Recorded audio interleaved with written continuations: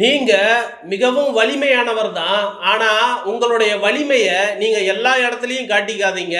அப்படி நீங்க காட்டிக்கினீங்கன்னு சொன்னாக்கா நீங்க உங்களுடைய வலிமைய முழுவதும் இழக்கிற அளவுக்கு சோதிக்கப்படுவீங்க, இல்லனா வேலை வாங்கப்படுவீங்க அப்படின்றதுக்கு இந்த வீடியோ ஒரு மிகச்சிறந்த உதாரணம். எந்திரமயமாக்கப்பட்ட இந்த உலகத்துல ஒரு வேலையை செய்யறதுக்கு இயந்திரங்கள் பல வகையில உதவியா இருக்குது.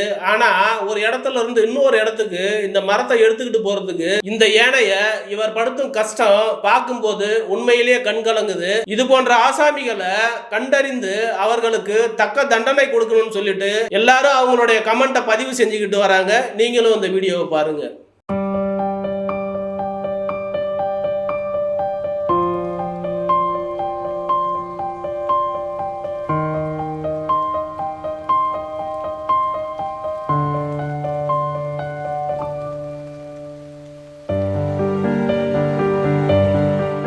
அந்த யானையை பார்க்கும்போது ரொம்ப பாவமா இருக்குது. அதால இழுக்கவே முடியல.